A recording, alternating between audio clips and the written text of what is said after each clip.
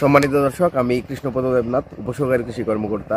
এই মুহূর্তে আছি একটা ধানের মাঠে। আমার পিছনে দেখতে পাচ্ছেন যে খুবই সুন্দরভাবে লাইন এবং লগো পদ্ধতিতে ধানের চারা রোপণ করা হয়েছে। এই জাতটা হচ্ছে বৃধান 101 এবং এই জায়গাটা আপনারা দেখতে পাচ্ছেন যে খুবই সুন্দরভাবে, নিখুঁতভাবে যে এত সুন্দরভাবে লাগানো হয়েছে ধান, এবং ধানের সঠিক বয়সের চারাই কিন্তু আমরা লাগিয়েছি। এবং আমরা জানি যে সঠিক বয়সের চারা রোপণ করতে হবে।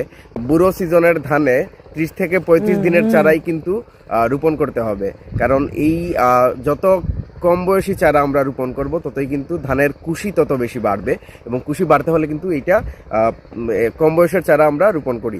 বর্তমানে কিন্তু বুড়ো আবাদের ক্ষেত্রে বুড়ো ধান যারা লাগিয়েছেন আগাছা নাশক দিতে হয়, বিশেষ করে 10 থেকে 12 দিনের ভেতরেই, ধান লাগানোর 10 থেকে 12 দিনের ভিতরেই কিন্তু আমরা আগাছা নাশক আমরা ধানের জমিতে প্রয়োগ করি। তো কৃষকেরা অনেকেই কিন্তু ভুলভাল আগাছা নাশক প্রয়োগ করে, যার ফলে অনেক ক্ষেত্রেই কিন্তু লাভবান হয় না। তো আজকে কয়েকটা আগাছা নাশকের নাম এবং গ্রুপ সম্পর্কে একটু কথা বলবো। যে আগাছা নাশকটি প্রয়োগ করতে হবে সেটা হচ্ছে অ্যাসিটাক্লোর প্লাস বেনসালফিউরান গ্রুপের আগাছা নাশক।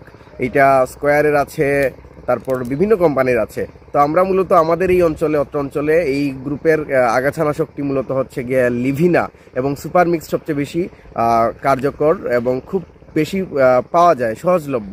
তাই কিন্তু কৃষকেরা এই সুপার মিক্স এবং লিভিনাই আমি বলি অনেক সময় কৃষকদেরকে সাজেস্ট করি যে তারা যেন দেয়। এবং বিঘা প্রতি জমিতে 1 প্যাকেট বা 100 গ্রামের প্যাকেট পাওয়া যায়, 100 গ্রামই কিন্তু এটা প্রয়োগ করতে হবে।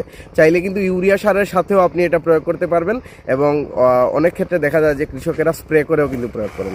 ধন্যবাদ। এই দেখতে পাচ্ছেন যে এখানে কিন্তু স্প্রে চলছে, এটা কিন্তু আগাছানাশক স্প্রে চলছে।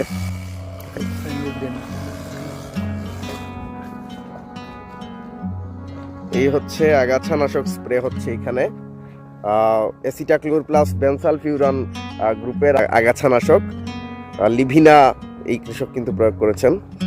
এবং আমরা আসলে শুধু আগাছানাশকই না, অনেক ক্ষেত্রে আপনারা চাইলে নিড়ানির মাধ্যমেও কিন্তু এটা করতে পারেন। ধন্যবাদ।